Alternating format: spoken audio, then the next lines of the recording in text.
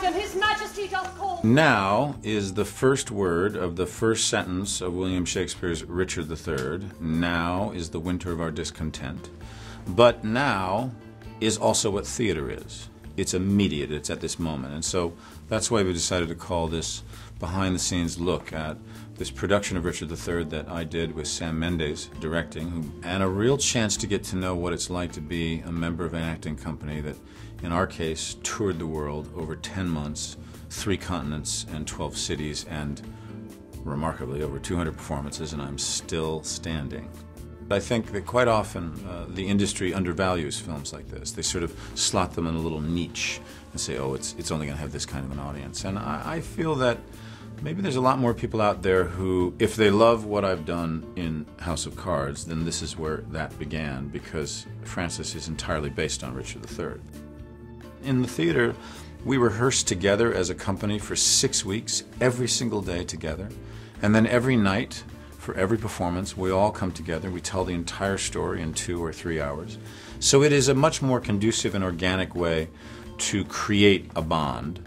And I just happen to be a theater rat, so I definitely prefer it. This is the first play I've ever done that employs direct address. Because the same thing that Francis Underwood does in House of Cards, where he breaks the fourth wall and looks, that started with this play because Francis is based on Richard III. So it was really quite unique because normally when you're doing a play, you don't look out at the audience. And even if you're doing a play where there are monologues, like I did Richard II, which has monologues in it, but a monologue, you talk to the entire theater. But direct address is you're looking directly into the eyes of audience members all through the theater, and that is a very different kind of relationship.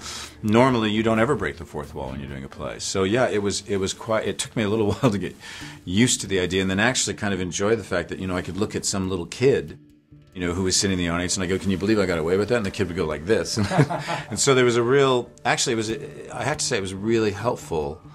In terms of then, a month after we finished this run, I was shooting the first season of House of Cards, and that whole experience of looking into the lens, which is quite different from looking into someone's eyes, but it was the memory of all those faces I saw all over the world that really helped me know how to play that.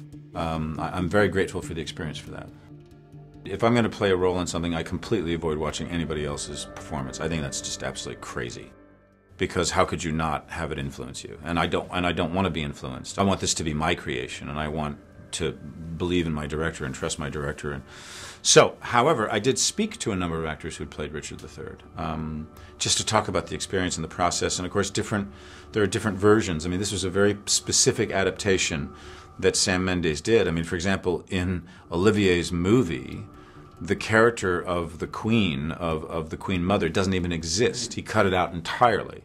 Elizabeth is completely cut out of Ian McKellen's film version and stage version of Richard III. So there are different adaptations and versions of it. And yeah, I avoided all watching anybody else's performance. Particularly after talking to the actors who had played Richard, who all said to me, "Be careful."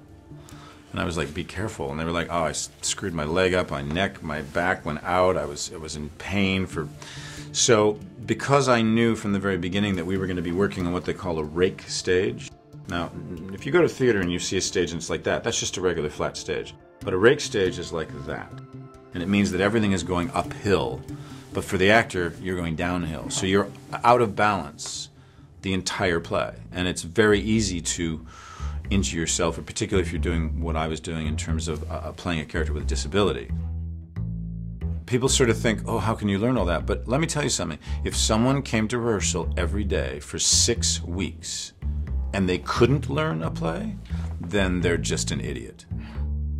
Because after a while, you would learn it. I mean, if you do something every single day, and also if you look at it like, if you look at the whole text and go, oh my God, how do I learn that? Yeah, that can be daunting. But if you just look at the first page and say, I have to learn this.